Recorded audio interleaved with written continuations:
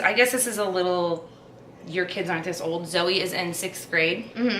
And they just did a, she said, we just took a test in social studies. And what I found out it wasn't a test at all. It was a survey asking them questions about drugs and if they're gay or bisexual or transgender, or if they are a girl trapped in a boy's body, and all of these questions. And then on top of it, if you get one of the questions was on a scale from 1 to 10, how easy is it for you to get marijuana? Okay, my daughter's like, I don't know how to answer that. So she could answer some of these questions absolutely wrong because she has no idea what the hell they're talking about. My daughter, she doesn't know she doesn't know anything about marijuana. What in the hell? So, but they asked, would your parents give you alcohol? They asked all kinds of questions. And these kids, what happened was, because I told her, don't you ever take a test like that again. That is none of their business. It's personal things. You don't do that. You call me. And she's like, I can't do that. I can't do that. And what I found is, I guarantee you, she didn't feel comfortable with the test, and I bet none of the other kids in the class felt comfortable either, but Bobby's doing it and Joey's doing it. Because why? Because they're too embarrassed to stand up and say, I'm not doing this. Because she didn't, she said, I'm not going to be embarrassed. I'm not going to do that. I'm not going to tell them no. Yeah, you are. Just same goes with, I've heard that there are some schools that do vaccines and things like that at school. No, I don't think so. No, not your place. Don't take, and I told her, you don't ever. Did you call the school about that? I have not had the opportunity to. I'm going to be there for that convo. That'll be fun.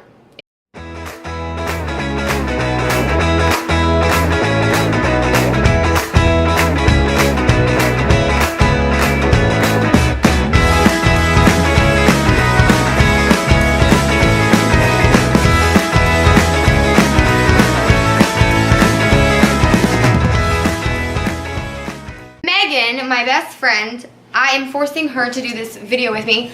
We're gonna do parental controversies, so pretty much all of them, or any of them.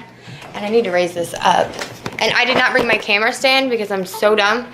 So we have a popcorn, do not knock that over, that camera's not cheap. Box and hamburger helper.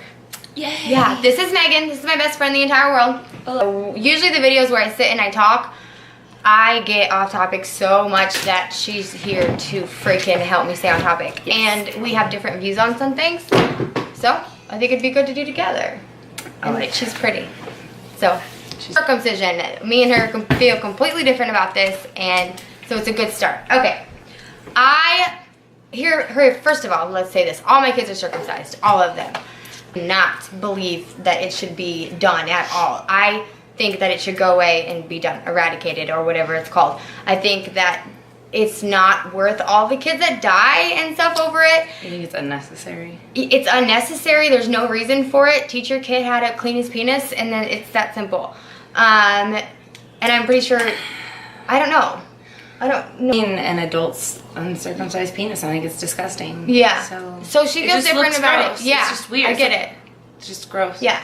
And like, I think it's changed. So the reason me and Michael talked a lot about circumcising Daxton, and in the end we ended up doing it. He is actually only like partially circumcised because they kind of messed up, and they what did they do again? I don't remember. They I don't know, which is good because they didn't snip too much, but there are situations where they do snip too much and then your baby bleeds out and dies. So it's just not worth it. And there's literally no reason, you don't get, I don't know. There's no reason. I think circumcision should be done with. We know an adult man that has a circumcision injury. Messed up from it, yeah. Yes. And it's all weirded out. That's true. I think that it should be done with. It'd be the same as us doing it to our little girls. They do it in a different country. Oh, that's terrible though. That's horrific because it causes sex to be painful, and it's terrible. And another thing is, who are circumcised have less sensitivity to the head of their penis. So men who actually are not circumcised, sex feels completely different and so much better for them. Oldest had the plastibell. And that was the scariest, most horrific thing I've ever been through in my life. I took him to the hospital probably 8 times in the first 2 weeks of being born because it was so scary. I gave him a bath once he was naked, and I went to pick him up, and his circumcision thing got caught on my jacket. And when I pulled him away, it pulled it off and it started bleeding. I was freaking out. I took him to the hospital. and everything turned out okay, but it was terrible. And then you look at videos and like there are babies' wieners that rot off from those plastic, like really scary. Just, I do think that if they're gonna circumcise, it just needs to get snipped and be done, and that's it. There shouldn't be any extra little things that sit on there forever and fall off. Like just how they did it. Well, and I say my first, Emmett had a Plastibell as well, and Emmett's didn't do that. Now I have. The only reason I circumcised Jackson, this was the only reason and it was because I didn't want him to be different than his brothers, and that was forever. Okay, electronics for kids. So we both actually talked about this before, and so we do use like all of our kids have electronics, they watch TV, all of those things, and we wish that we didn't. So that's pretty much. I have a 12-year-old daughter. She does not have a cell phone. Nope. She had a iPod Touch. Of course, she broke the screen, so she it's broken. Oh. Yeah, but she didn't even have internet on it. So we just And then we've learned lately that for teenage girls, it's just too dangerous. It's really dangerous, and it just I don't know.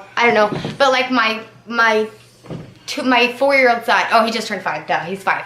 He is like lately been really stuck on watching YouTube videos, video gaming, and all of that. So bad to the point where I can barely get him out of his room. So I'm gonna have to do something different because they get like a little bit too involved, and I don't know, I don't like it. But yeah, they all like Layson has an iPad. They've all had some sort of tablet or whatever in their life, and I just wish I wouldn't do those things, but it just, you do. Like if you're in the car or if you're in the doctor's office and your kid's screaming, what's the first thing you do? Cell phone. Now all you good moms out there, you're probably like, doing other stuff that I don't even know what it is. But you watch it on movies and it's not who I am. But I wish I was, so there's that. So breast versus formula, I don't think that it really matters. I'm more of a breastfeeder, but I breastfed and formula fed all my kids. So Emmett was both, Zoe was both, Madison and Brantley, the two middle, were fully breastfed year and a couple of months. But I think it's everybody. I know I had friends that couldn't breastfeed that tried, and there was all kinds of different things. So I feed your babies. That's it. We both do the same on that. Now she is really good. Like really, I envied. Like every time you have a baby, like she's a breastfeeder. Like the first 3 months are the hardest to get through. If you can get through that first 3 months, then it's like this the easiest. It makes everything so much easier. You ain't got to pack formula. You got to have nothing. Put a diaper and wipes in your purse and go. Her feel completely different about this. I feel like you breastfeed whatever, and I think you should like if you do breastfeed, just from what I've read, you should breastfeed, for however long you want. I don't care if you breastfeed till your kid is 6. I know. I think that's weird. She thinks it's weird, which I think most people think it's weird. Put it in a sippy cup. Yeah. You want to pump? That's fine. I don't know. Maybe even a little after 2 would be okay for me. I mean, they're babies still, but it's just, it gets to a point, it's not, they need to find other ways to comfort themselves. I would never judge a mom and be like, oh my gosh, shame on you. I can't believe that you're doing this. You're a freaking child molester or some weird crap like that. I don't think it's anything like that. I don't think that they're just some perverted people or anything like that. I think everybody just has their own preference, and I would feel awkward with the 6-year-old hanging off my boob. Medicating for illness. Okay. Now this is completely different. Like medicating for illness, like obviously I don't think that you should do it. What kind of illness? When that's what I'm gonna get at. Oh. Yeah. So here is the deal. Like, okay, Tylenol, ibuprofen, all those things, that's fine. Now, I firmly do not agree with medicating for ADD or ADHD. Now, that may lose all of my 70 subscribers. I don't care. Go ahead. You disagree with psychotropic drugs, things that change their brain chemistry. Yep, all of them. Not all of them do. There are natural ways to like Strattera maybe would be better. Yeah, there are the ones that are non-stimulants. There are very few. Yeah, no. Those are a little different, but I don't. Okay, so I was put on, I honestly think, I firmly believe that this is where my depression came from, and this is from my experience, because once listen to me. I was on Ritalin, Adderall, all of those things as a child from the age like 5 till I was 17. I remember like hallucinating even, or I remember hallucinating, things like that. No. Do not, okay, I understand that it could be affecting your kid's school, and they could have some terrible ADHD, whatever. I get it. But I don't even know how I feel about it. I really don't. I just don't think until like they're at least the age of 15 that should happen at all. So I don't think your brain stops growing until you're like 23. So try everything. Try changing their diet. Try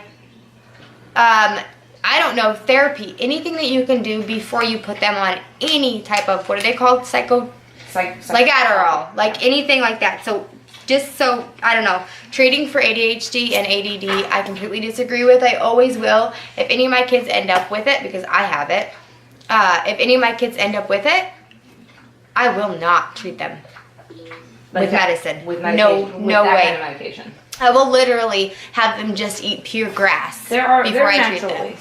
Yeah, that's what I'm saying. Like, there's no way in hell I will ever do it. So, and that is just from personal experience. And ADHD and ADD is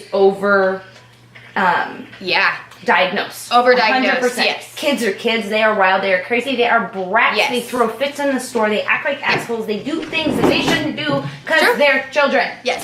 So we believe in ADHD. Madison has ADHD. I'm not sure of it. We believe is wild and crazy. Right. But I believe in those things. I obviously believe that they're there. But I do not believe that a child should be medicated unless it is, like she said, I guess that. I don't even know. I don't know. I've never run into a situation where a kid needed, I don't know. They're terrible drugs. They are bad drugs. They make you, they rise your serotonin levels super high, most of them, and then they drop, like you come down from them. They're essentially meth in a pill form. And I just do not, I don't know, help. I'm a spanker. Brittany is not a spanker. Both of our kids are brats. Love them all for their own specialness, for sure. They can all be brats at different times when they're tired, they're whiny. They're just kids, but I'm a big believer in there's a difference between punishment and discipline, and you spank your kids out of anger versus out of disciplining them. That's not okay. You don't hit your kid because you're mad. You might take a breather and think about it and see if it deserves a spanking. I am a firm, if you are putting yourself or someone else in direct danger, I'm probably going to whoop your butt. If you're being completely disobedient and disrespectful, you're probably going to get a spanking. Or, those are really my main things. It's just a matter of, it just depends. I don't spank as often as I should. I know that. But and she doesn't beat her kids, I know that. Yeah. So, there is a reason why, you need to try to get out again. There's a reason, I think the reason I don't spank is because I